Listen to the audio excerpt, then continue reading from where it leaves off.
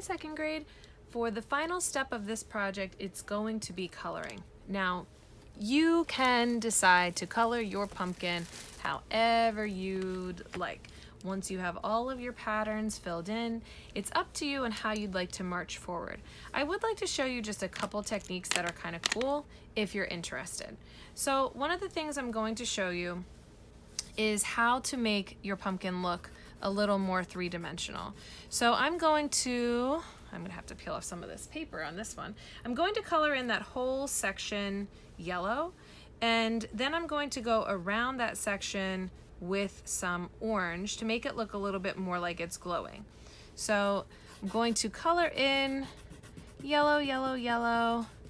You would want to put your turtle shell on and take your cheetah feet off. Mrs. Sasso is going a little fast to fill everything in. You could even take the paper all the way off your crayon if you're allowed, and you can rub it on its side. Sometimes that's a little helpful. So I have the yellow here, and then I'm going to take my orange. I'll use this orange, and I'm going to go around the edge of this shape. Remember, we talked about it being, let's see, that's not quite dark enough.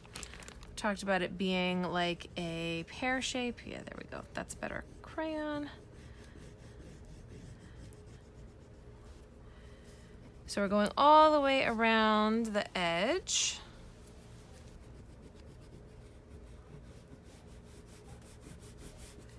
And you push a little harder on that outside part of this shape, and then as you get towards the middle, you just start to go a little bit easier, a little bit lighter.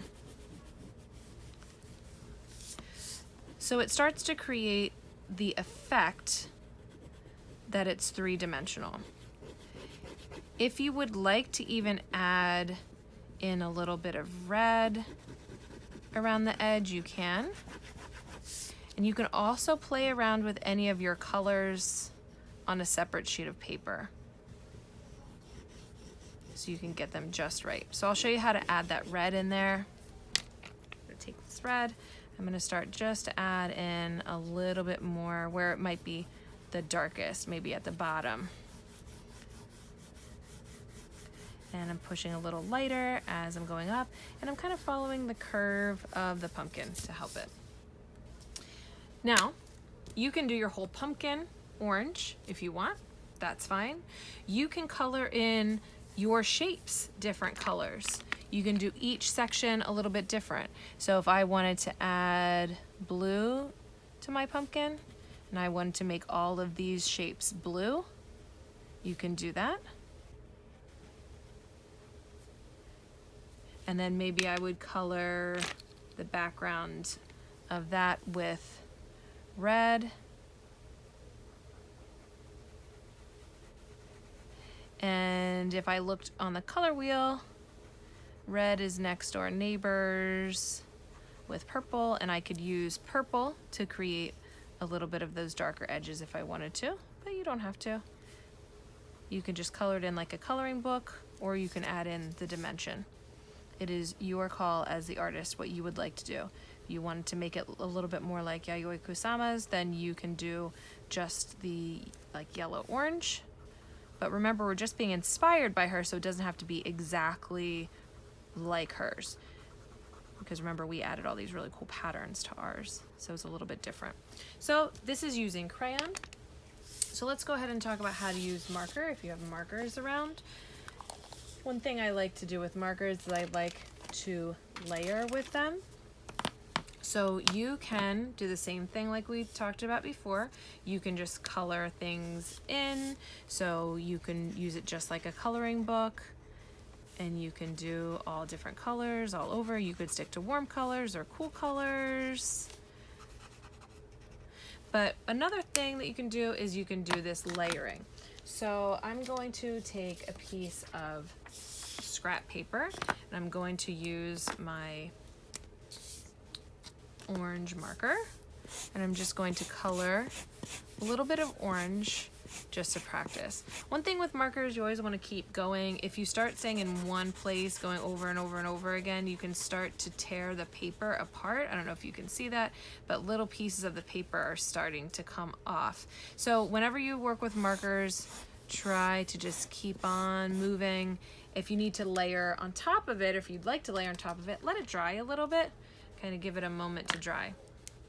Now you can practice layering on top and seeing what other colors look like.